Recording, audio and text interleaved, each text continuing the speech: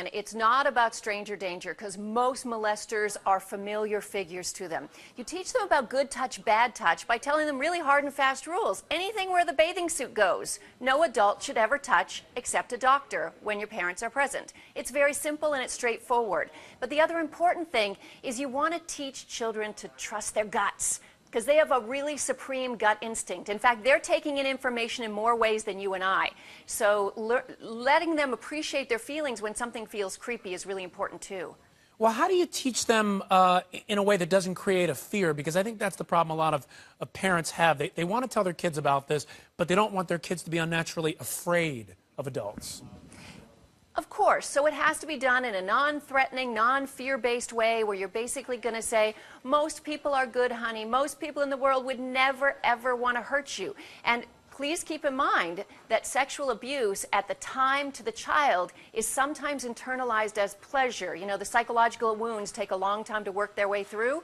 So telling kids that they could hurt you also doesn't work because sometimes it feels sort of good. I know it's creepy to us, but so therefore you be really specific and concrete. If there is an adult who wants to touch you in a place where your bathing suit goes, I hope you will trust mommy enough or trust daddy enough to come to us. We will always listen to you. It's really important that you keep the lines of communication open. And that goes for any adult? Does that even go for family members, relatives? Because that becomes an issue as well, right?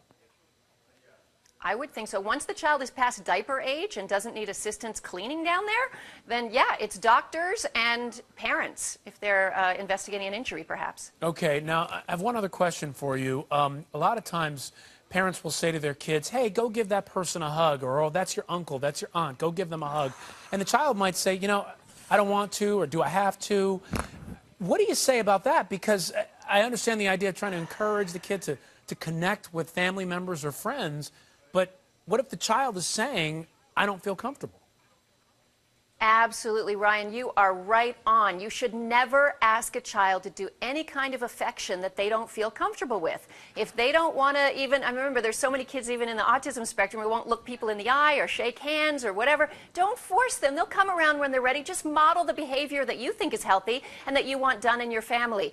But, you know, when my older daughter was a toddler, I used to see other friends say, oh, give this little boy a kiss. Oh, that's so cute. Let's take a picture of you guys kissing. And I had to say to the moms, I'm sorry. I don't want anyone telling my daughter to kiss someone for the cameras. So I think that's important, that we don't force them to express affection if they don't feel comfortable.